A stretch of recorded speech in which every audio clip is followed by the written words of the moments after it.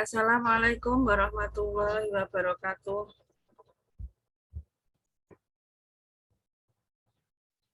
Materi hari ini akan kami sampaikan yaitu hukum e-commerce, keamanan, dan cyber law.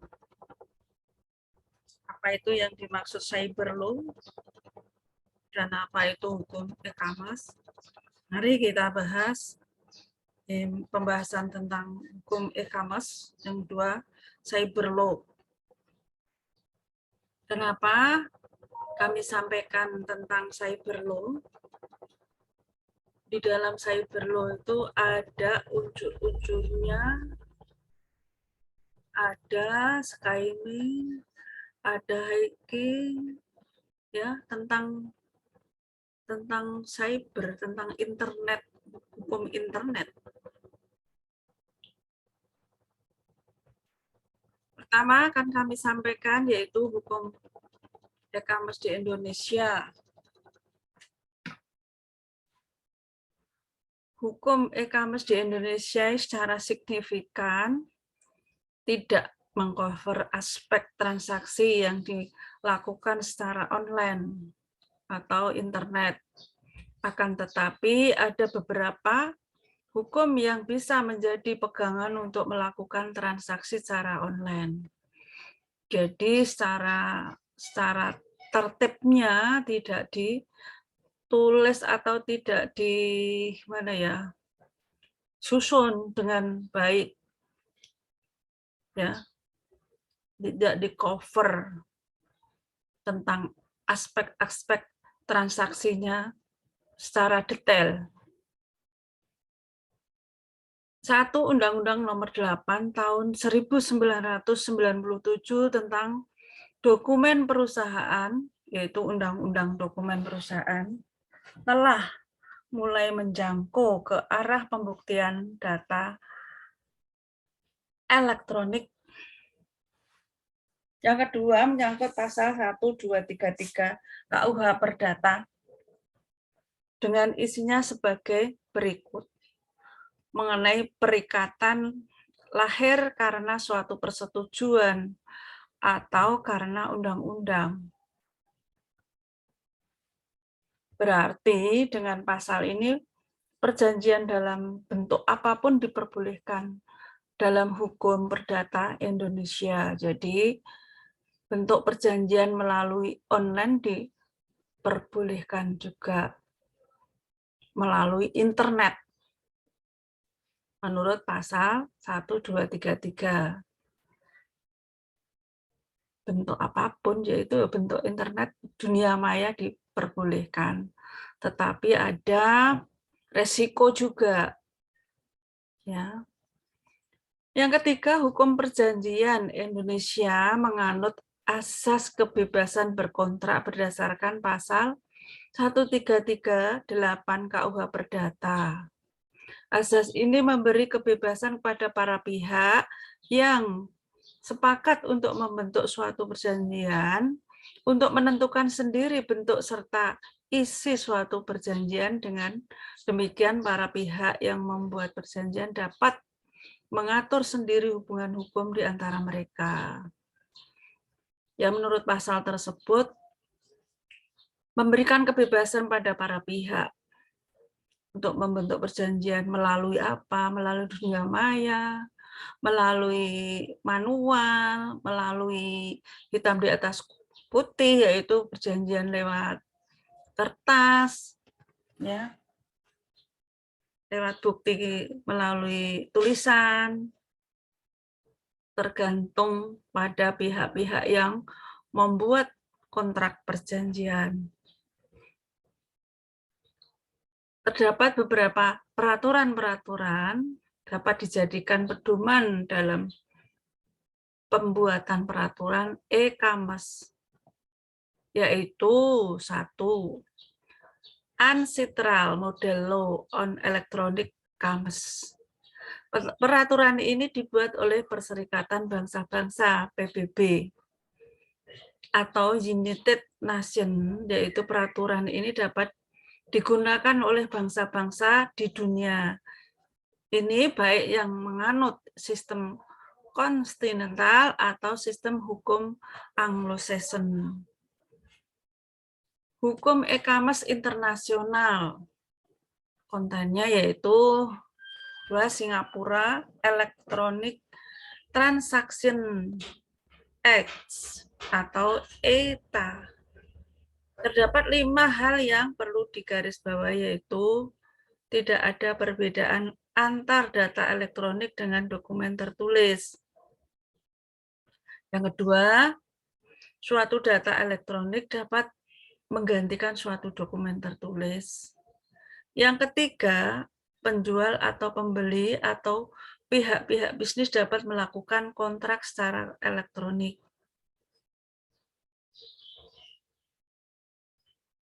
Yang keempat, suatu data elektronik dapat menjadi alat bukti di pengadilan. Yang kelima, jika data elektronik telah diterima oleh para pihak-pihak yang berkesepakatan, maka mereka harus bertindak sebagaimana kesepakatan yang terdapat pada data tersebut. Jadi, bisa disebutkan 5 hal tersebut, para pihak bisa melakukan perjanjian melalui tertulis maupun melalui elektronik, itu bisa diterima. Itu sebagai dokumen ya, suatu data elektronik itu juga bisa sebagai dokumen. Penjual dan pembeli itu bisa melakukan kontrak bisnis. Alat elektronik atau data elektronik bisa dijadikan bukti kalau ada sengketa. Kalau memang nggak ada masalah, ya bukti nyaman-nyaman aja, namanya aman, nggak ada. Yang ketiga adalah EU Direct on Electronic Commerce. Peraturan ini menjadi undang-undang pada tanggal 8 Juni tahun 2000. Terdapat beberapa hal yang perlu digarisbawahi.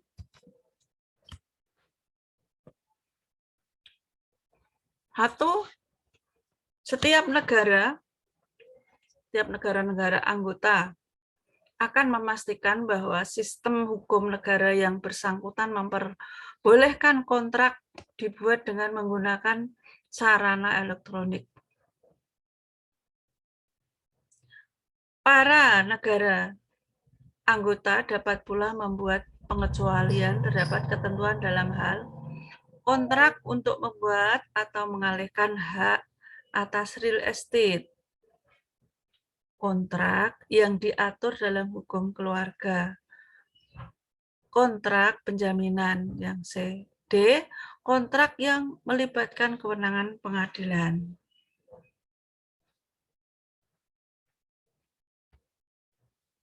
Cyber law. Apa itu cyber law?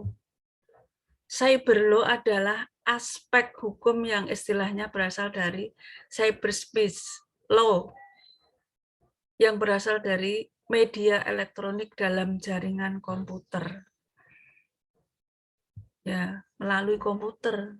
Tanpa komputer atau laptop, ya tidak ada jaringannya, atau melalui media HP.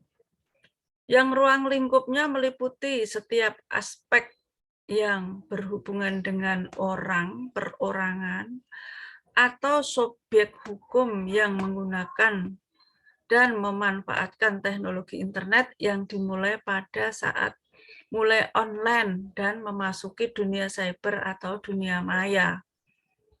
Dan dimulai itu, deal membuka online, itu namanya cyber law. Jadi berhubungan antara orang dengan orang atau antara orang dengan perusahaan, subjek hukum yang menggunakan dan memanfaatkan teknologi internet. Ya, kalau nggak pakai internet bukan berarti namanya cyber law. Namanya hukum biasa ya. Jenis kejahatan cyber. Ada macam-macam jenis kejahatan cyber. Yang kedua, aspek hukum terhadap kejahatan cyber. Jenis kejahatan cyber ada 7 macam.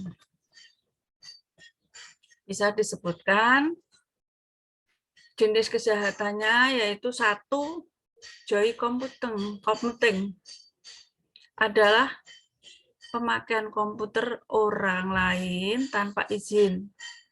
Hal ini termasuk pencurian waktu operasi komputer. Tahu-tahu membuka komputernya orang lain tanpa sepengetahuan. Ya, itu namanya joy computing. Yang kedua, hacking. Sudah banyak kalian dengar yang namanya hack. Apa itu hack? Hack atau hacking adalah mengakses secara tidak sah atau tanpa izin dengan alat suatu terminal. Ya.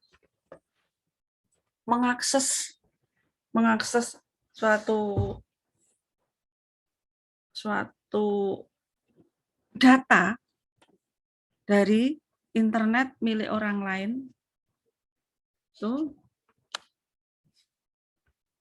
tidak berizin. Kalau di WA itu mengakses nomor-nomornya WA tersebut tanpa izin, itu juga namanya hacking. Tuh. Yang C adalah the Trojan horse. Manipulasi data atau program dengan jalan mengubah data atau instruksi pada sebuah program, menghapus atau menambah, menjadikan tidak terjangkau dengan tujuan untuk kepentingan pribadi atau orang lain. Jadi dirubah instruksinya supaya tidak sampai pada tujuan. Terus menghapus atau menambah, bagaimana supaya tersesat. Itu merupakan kejahatan juga.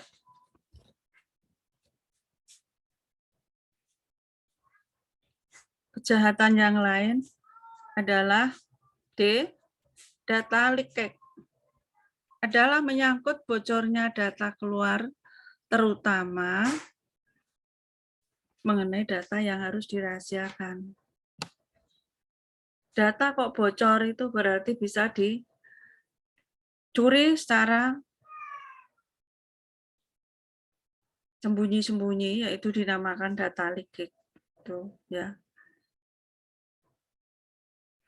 Yang harus dirahasiakan, istilahnya data-data keuangan atau data keuangan negara atau data keuangan pribadi, nah itu bocor. Atau rekening-rekening koran, rekening bank, itu bisa bocor juga karena canggihnya elektronik. Data diddling yaitu suatu perbuatan mengubah data valid atau sah dengan cara tidak sah, mengubah input atau output data.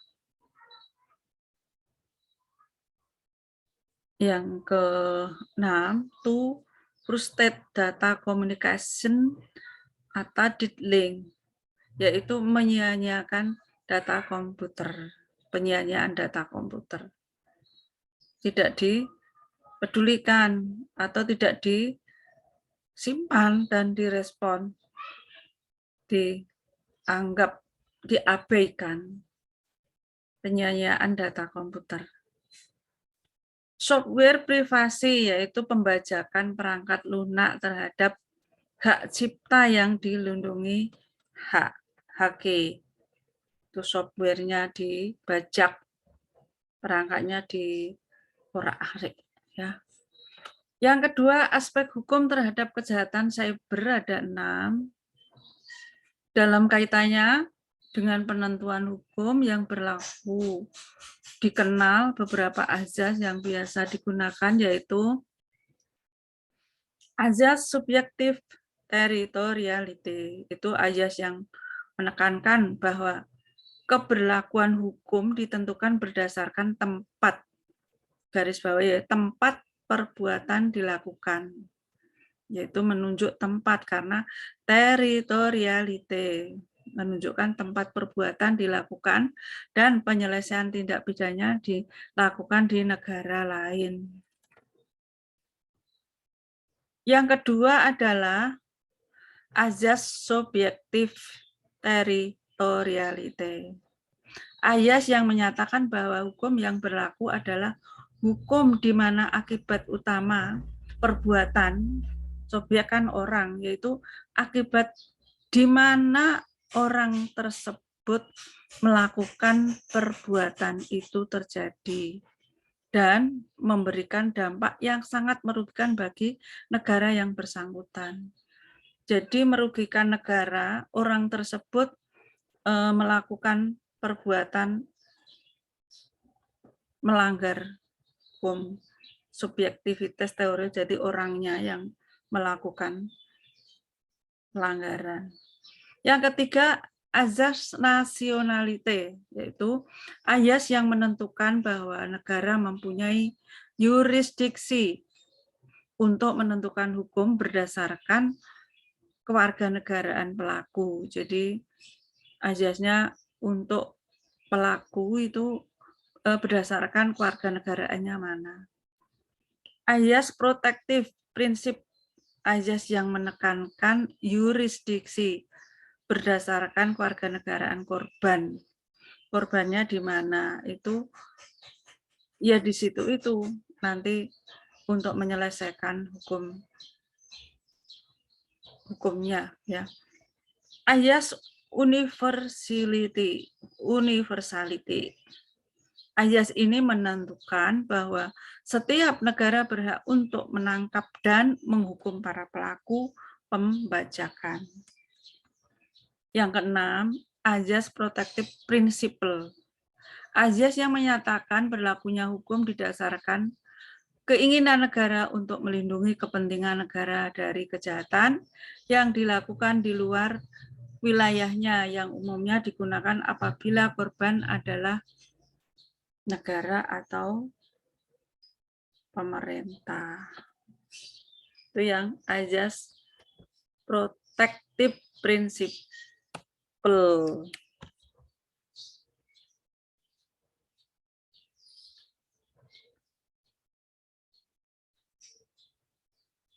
Tiga, 4, 5 sudah ayat.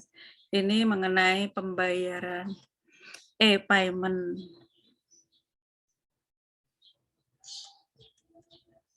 Pembahasan tentang e-payment yaitu diantaranya pengertian e-payment, sistem pembayaran, keamanan untuk e-payment.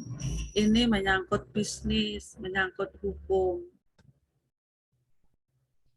Ya, pengertiannya e-payment itu apa?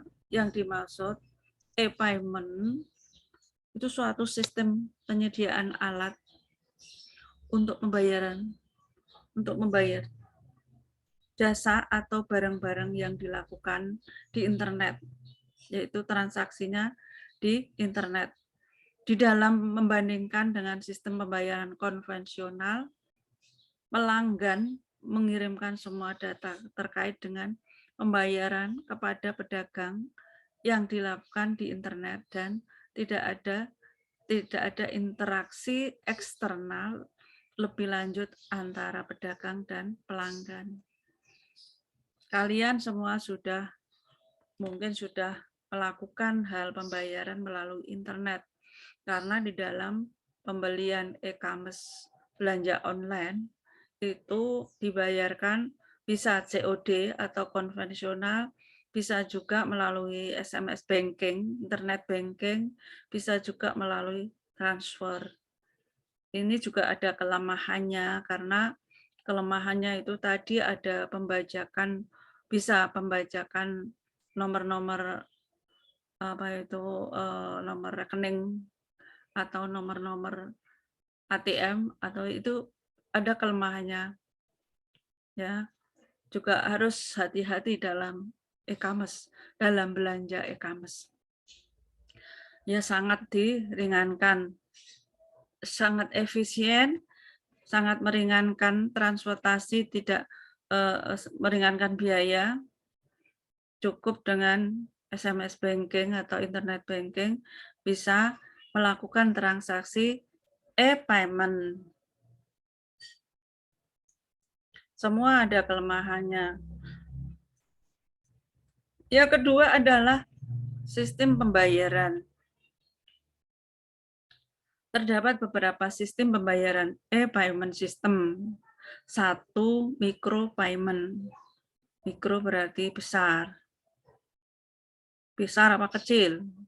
Mikro berarti kecil, makro berarti besar. Jadi pembayaran yang jumlahnya tidak terlalu besar.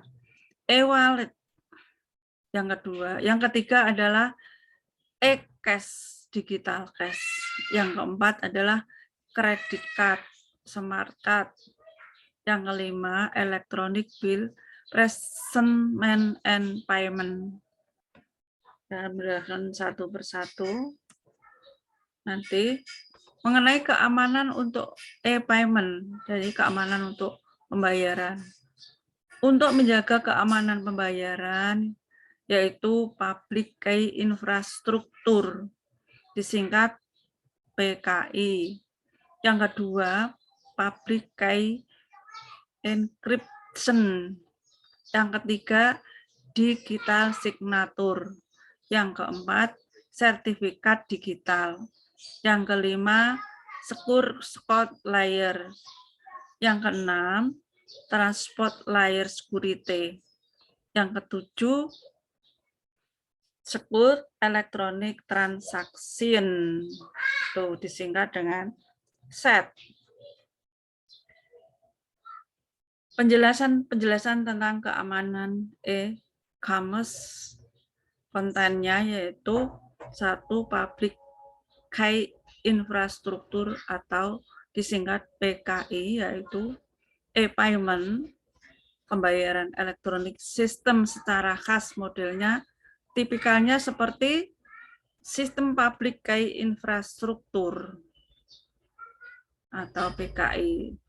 Suatu Public Key Infrastructure memungkinkan para pemakai yang pada dasarnya tidak aman di dalam jaringan publik seperti internet, maka dengan Public Key Infrastructure akan merasa aman dan secara pribadi menukar uang dan data melalui penggunaan suatu public infrastruktur. Kunci publik menyediakan suatu sertifikat digital yang dapat mengidentifikasi perorangan atau suatu direktori jasa dan organisasi yang dapat menyimpan dan manakala diperlukan untuk menarik kembali sertifikat tersebut.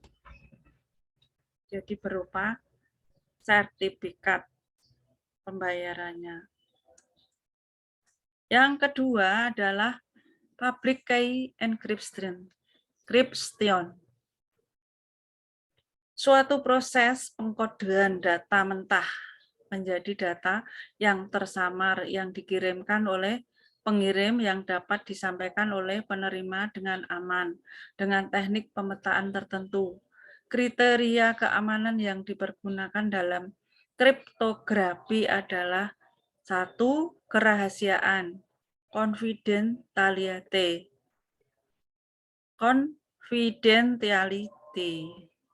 Yang kedua, otentisitas, authenticity. Yang ketiga, integritas, integrity, kejujuran. Yang kedua tadi otentisitas, otentik, bukti asli. Yang keempat, tidak dapat disangkal. Ya. Jenis kriptografi yang paling umum digunakan adalah algoritme simetris atau symmetric algoritme. Keamanan e-commerce yang ketiga adalah public key algorithm. Algoritma kunci publik, kunci publik. Ya, publik key algoritma. Disebut juga dengan algoritma asimetris atau asimetrik algoritma, yaitu algoritma yang menggunakan kunci khusus yang berbeda pada saat melakukan inskripsi dan melakukan deskripsi. Itu dilakukan juga di komputer. Yang keempat, sertifikat digital, yaitu sertifikat otoritas merupakan pihak ketiga yang bisa dipercaya, trusted party atau TTP. Sertifikat otoritas yang akan menghubungkan kunci dengan pemiliknya. TTP ini akan menerbitkan sertifikat yang berisi identitas seseorang dan juga kunci privat dari orang tersebut.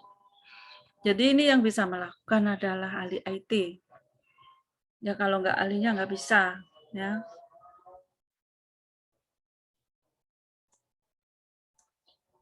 Keamanan e-commerce, tanda tangan digital.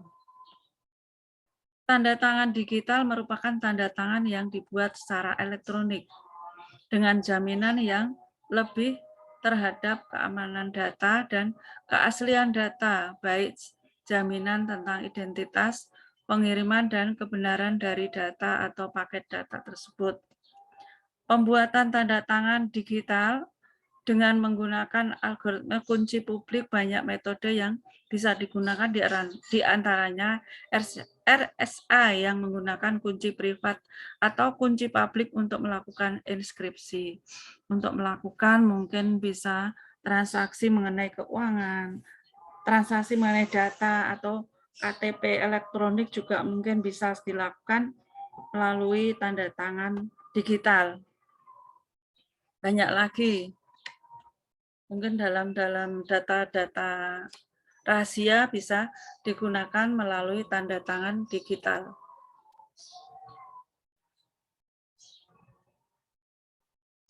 Sekarang sudah zamannya digital, jadi kalaupun belanja e-commerce itu juga bisa pakai tanda tangan digital untuk pembuktian yang otentik. Yang kelima adalah secure short layer. Secure layer atau SSL merupakan suatu protokol yang membuat sebuah pipa pelindung antara browser CardDoder dengan merchant, sehingga pembajak atau penyerang tidak dapat menyadap atau membajak informasi yang mengalir pada pipa tersebut.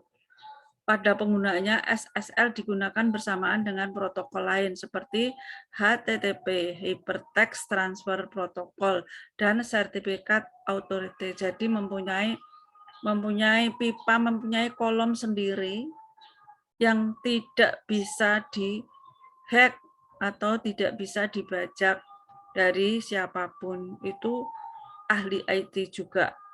Ya. Informasinya susah dilihat, susah dibuka, yang namanya secure socket layer. Socket layer. Terus yang selanjutnya yaitu ini contohnya ya, ini data yang nomor 5 tadi ya, keamanan e-commerce yang nomor 5. Ini data privat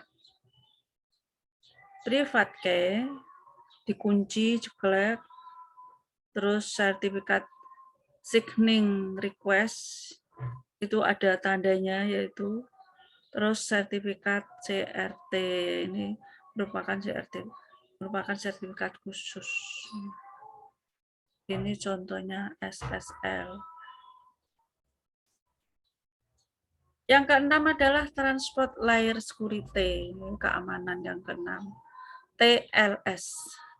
Transport layer security, TLS adalah protokol kriptografik yang menyediakan keamanan komunikasi pada internet seperti email, internet phishing, dan perpindahan data lain. Email pun juga ada kelemahannya, kadang bisa dihack orang lain, bisa dibuka oleh orang lain, oleh orang-orang yang ahli IT, meskipun ada security-nya, ya. Bisa juga merubah data pengiriman uang yang diketahui melalui email, sehingga email tersebut bisa dirubah jumlahnya, pengiriman uang sekian M menjadi sekian, jadi tidak sesuai dengan data dari pihak-pihak awal, pihak-pihak yang mau membayar, contohnya mau membayar 5M. Bisa juga dikurangi melalui email, dan yang 1M diembat juga bisa dibaca seperti itu. Jadi ini ada keamanan transport layer security, itu bisa diamankan melalui TLS tersebut. Ya, yang bertujuh adalah Secure Electronic Transaksi, yaitu SET, merupakan suatu proses di mana saat sang pemegang kartu kredit akan membayar belanjanya di website merchant, pemegang kartu akan memasukkan surat perintah pembayaran dan informasi kartu kreditnya ke dalam sebuah amplop digital yang hanya bisa dibuka oleh pembayar yang mempunyai kartu atau gateway.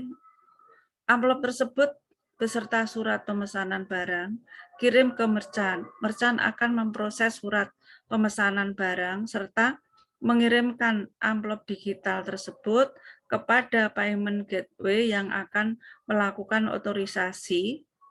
Payment gateway melakukan otorisasi dan jika disetujui akan mengirimkan kode otorisasi kepada merchant. Merchant kemudian mengirimkan barang tersebut kepada pemegang kartu, ya, pengiriman paket. Karena sudah ada transaksi melalui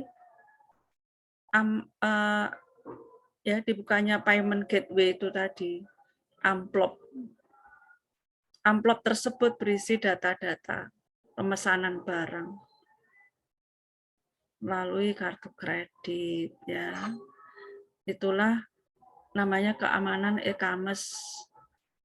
Tapi juga ada kelemahannya, meskipun sudah di amplop, sudah istilahnya dibuat pipa, sudah dibuat, tapi tetap masih bisa dibuka atau ada kejahatan atau ada kriminal di dalam online, kriminal online, ya. Ini mengenai yang 11 sesi yang ini adalah strategi.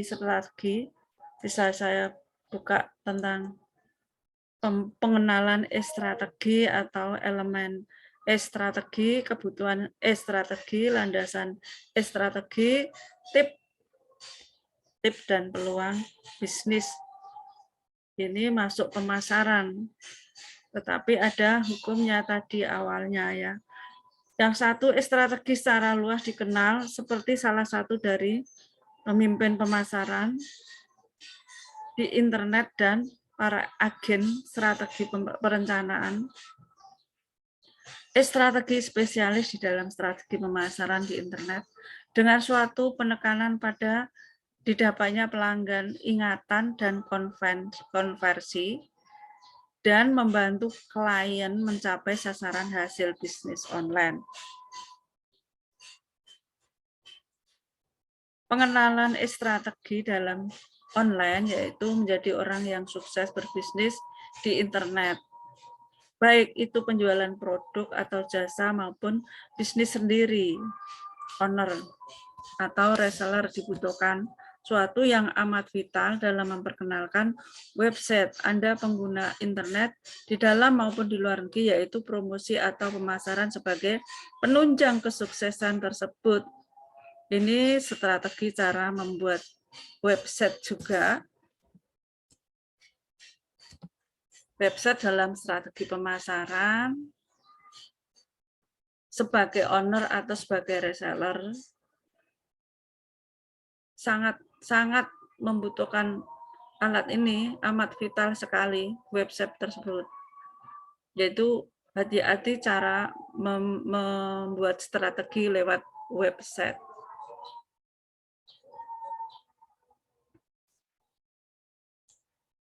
Elemen strategi antara lain peramalan, alokasi sumber daya, kemampuan inti, analisa lingkungan, analisa perusahaan, perencanaan bisnis. Ini menyangkut pemasaran, tapi dalam bidang e-commerce.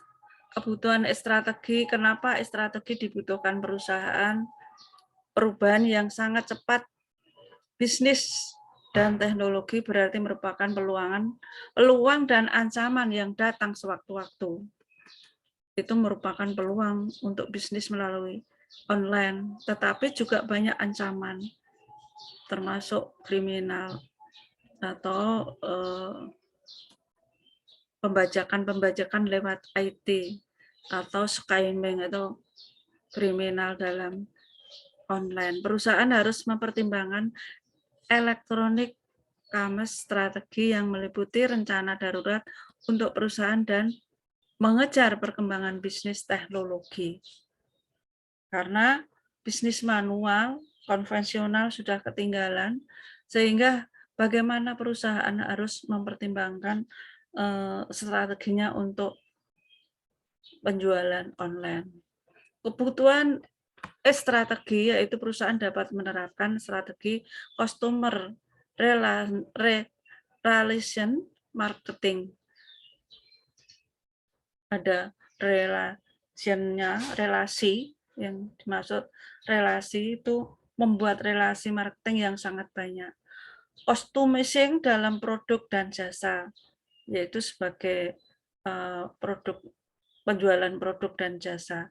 Creating apa yang diinginkan pelanggan, pengingatan apa yang diinginkan pelanggan, antisipasi kebutuhan pelanggan. Kebutuhan strategi, yaitu customizing dalam komunikasi. Iklan banner merupakan iklan yang ditempatkan pada website tertentu, email based marketing, biaya lebih murah dan lebih bisa di customizing. Ya.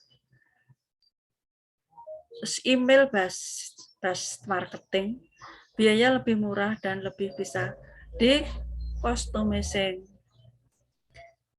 Experiential marketing, iklan dengan menonjolkan atau grouping produk, yaitu membuat grup, bisa membuat grup lewat WA, bisa membuat produk lewat apa saja ya. Viral marketing, customizing yang erat hubungannya dengan virus. Kebutuhan strategi juga customizing dalam harga, personalized pricing, setiap pelanggan membeli dengan harga yang berbeda. Versioning atau pelanggan dapat memilih. Eksperimental marketing, marketing dengan menonjolkan atau grouping produk, membuat grup dalam produk-produk tersebut.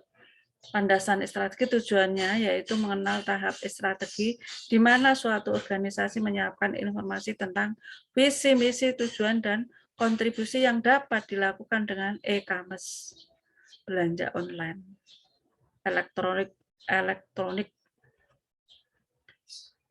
melalui elektronik ya, belanja melalui elektronik. Meninjau ulang bisnis organisasi, misi dan visi IT itu nomor 1, nomor 2 menghasilkan visi dan misi untuk e-commerce. Yang ketiga, mulai dengan industri dan analisa kompetitif. Jadi visinya apa? Terus misinya apa? Tujuan utama apa gitu. Mulai dengan industri, lah itu yang di industri akan memproduksi apa? Harus dianalisa dengan kompetitif ya. Perumusannya ini pengembangan jangka panjang dan perencanaan strategis untuk memanfaatkan peluang dan mengetahui ancaman di dalam lingkungan bisnis untuk memecahkan kelemahan dan kekuatan perusahaan. Meliputi penguji atau mendefinisi ulang misi e-commerce, satu penetapan sasaran. Yang kedua, yaitu mengembangkan strategi. Yang ketiga, Pengaturan petunjuk implementasi. Ini landasannya, yaitu implementasinya menyangkut rencana strategi di mana rencana terperinci atau terencana jangka pendek dikembangkan untuk pencapaian tujuan strategi, jangka panjang juga direncanakan untuk menetapkan suatu tim web yaitu apa yang harus dibuat di dalam web yang akan mengerjakan rencana yang telah dibuat. Mulai dengan suatu proyek percobaan. Yang ketiga, yang terakhir, perencanaan untuk sumber daya manusia.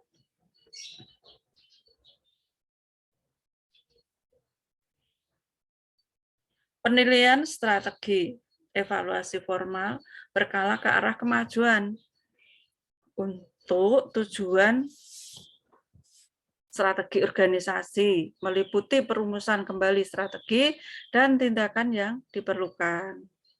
Sasaran hasil penilaian, 1. Menemukan proyek e-commerce mengirimkan apa dan yang harus dikirimkan. 2. Melakukan penyesuaian rencana jika perlu. 3. Menentukan proyek e-commerce jika masih sehat.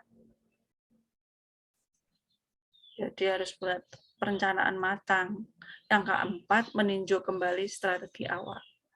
Belajar dari kesalahan serta meningkatkan rencana masa depan yang lebih berkualitas, lebih menguntungkan. Yang kelima adalah mengidentifikasi proyek yang tidak berhasil secepat mungkin dan menemukan alasan kegagalan.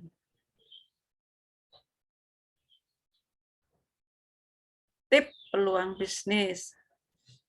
Tip membuat pengunjung kerasan di situs e-commerce, yaitu memasukkan informasi yang berguna di situs Anda atau di situs tambahan sebagai pendukung, dan situs Anda sekarang itu dan melink ke situs utama tentang produk Anda sebagai pemuas data informasi bagi yang membutuhkan informasi yang berguna serta informatif. Jadi ini tip peluangnya itu membuat bagaimana informasi itu bisa dicerna, bisa dipahami. Jadi situs-situsnya itu membuat situs itu ada tidak hanya satu, membuat cabang atau pendukung. Yang kedua ajaklah dengan situs web tertentu yang memiliki informasi yang berguna untuk suatu joint venture kerjasama. Dan dari situs itu Anda bisa lakukan negosiasi untuk mempromosikan produk dan jasa Anda. Seperti itu ya, kalau toko online seperti Shopee, Lazada, Tokopedia, terus banyak lagi ya. Itu ada kerjasamanya. Jadi mempromosikan produk dan jasa itu dia kerjasama dengan yang lain, joint venture.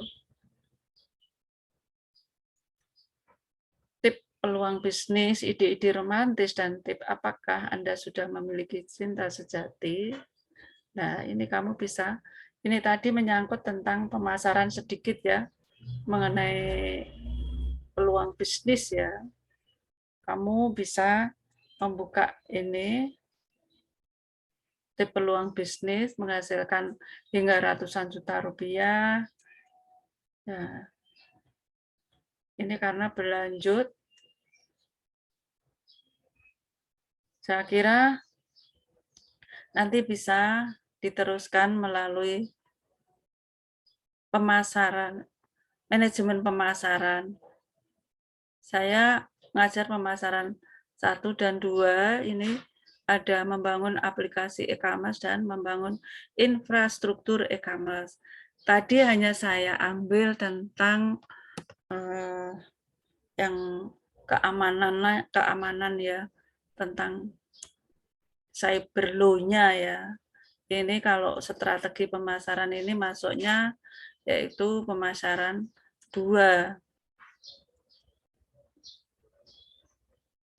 Saya kira materi tentang cyber law saya cukupkan sekian. Salah hukum e-commerce atau cyber law dan keamanannya. Mudah-mudahan bermanfaat dalam pembahasan, dalam implementasi bisnis. Saya akhiri, sekian. Wassalamualaikum warahmatullahi wabarakatuh.